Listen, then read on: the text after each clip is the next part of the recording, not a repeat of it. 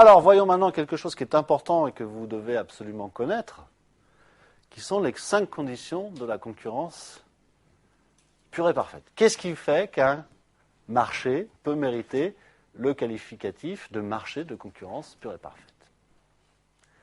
Alors la première d'entre elles, et quand je dis la première d'entre elles, ce n'est pas une priorité, c'est-à-dire qu'il n'y a pas un ordre dans ces 5 conditions, on peut les exposer par conséquent dans un ordre différent, toutes ces conditions étant indispensables. D'abord, la condition par laquelle je vais commencer, c'est l'atomicité de l'offre et de la demande. Atomicité, atome, petite quantité, ce qui signifie que donc il existe forcément sur les marchés un très grand nombre d'offreurs et un très grand nombre de demandeurs. Ces offreurs et ces demandeurs sont donc price takers. Price taker veut dire preneur de prix. Preneur de prix, ça s'oppose à faiseur de prix. Price maker. Ça signifie quoi? Ça veut dire qu'ils sont tellement petits, nos offreurs et nos demandeurs, qu'ils ne peuvent avoir aucune influence à eux tout seuls sur le marché.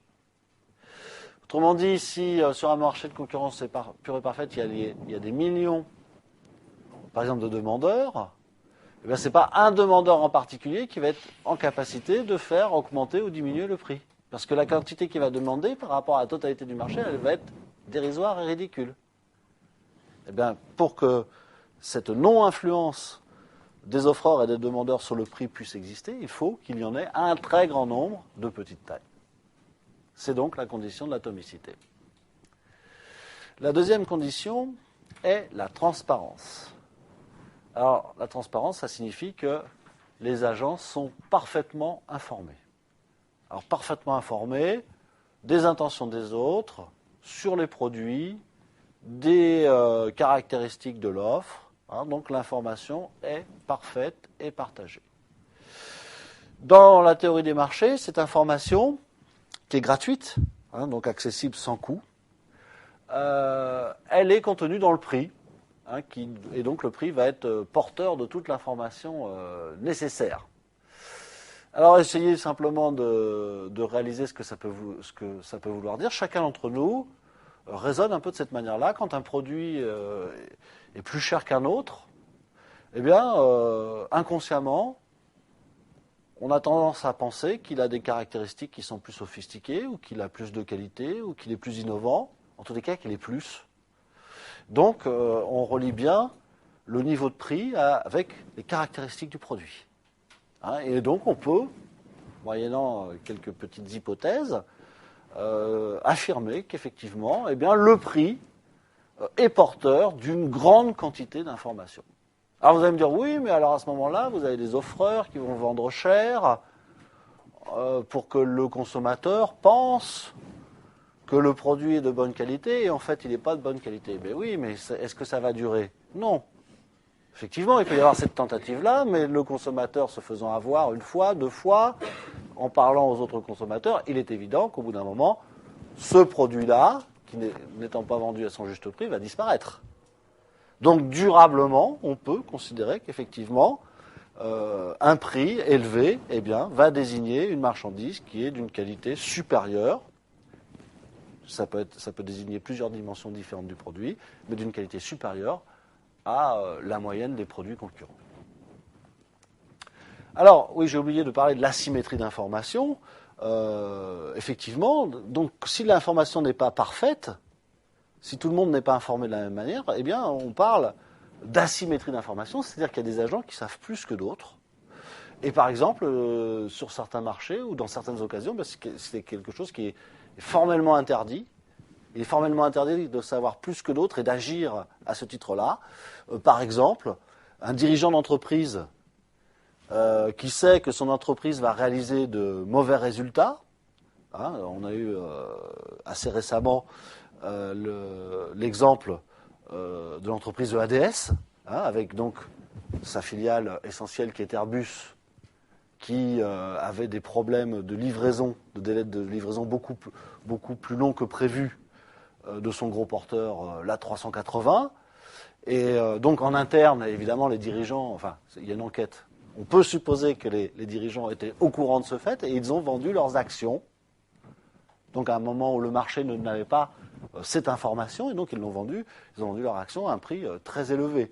À partir du moment où la nouvelle était connue, qu'il y aurait du retard dans la livraison des 380, qu'un certain nombre de compagnies aériennes qui avaient passé commande retiraient leurs commandes parce que l'avion arriverait trop tardivement, le prix de l'action a baissé. Donc, ces dirigeants ont agi avec une information que les autres agents ne connaissaient pas. C'est une situation donc d'asymétrie informationnelle. Et là, c'est carrément interdit par la loi. Donc, dans la théorie du marché, il faut qu'effectivement l'information, elle soit, même si elle n'est pas complète, en tous les cas, le minimum, c'est que tout le monde ait à peu près la même information. Troisième caractéristique, la fluidité du marché. Alors, qu'est-ce qu'un marché fluide ? D'abord, ça s'oppose à un marché visqueux. Et un marché fluide, c'est un marché où tout coule. Et c'est-à-dire que les offreurs et les demandeurs peuvent entrer et sortir librement du marché.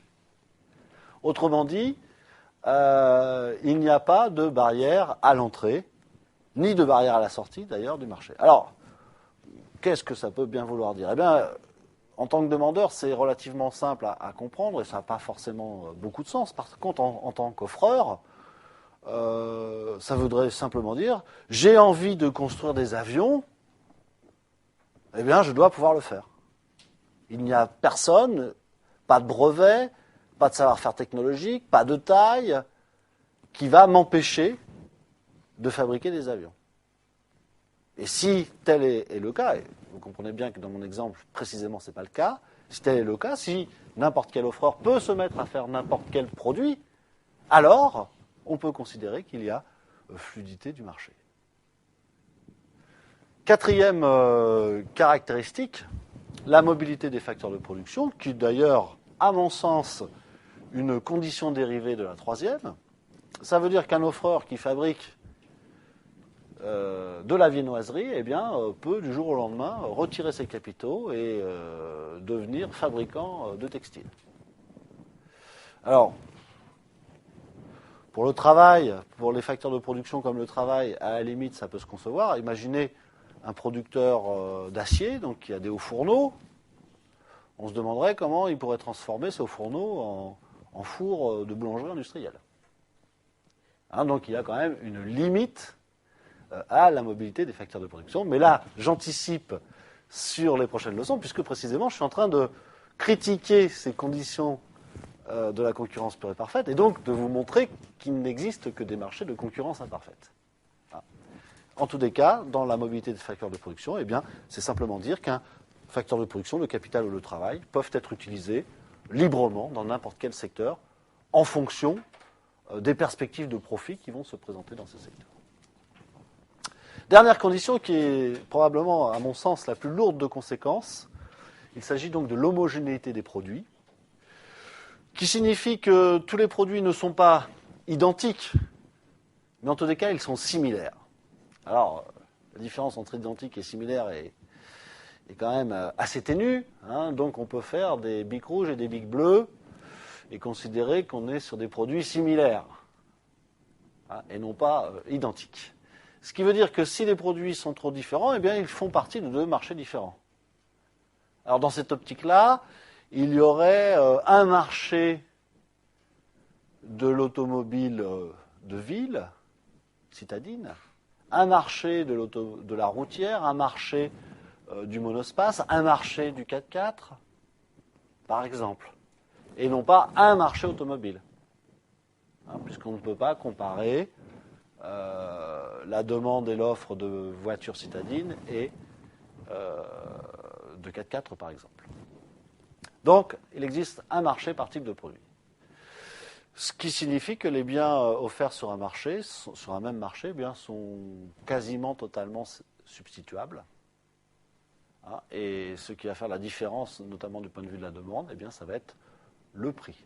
Et donc, le consommateur, le demandeur, ne va être motivé que par la différence de prix. Il achètera ce produit uniquement parce qu'il est moins cher.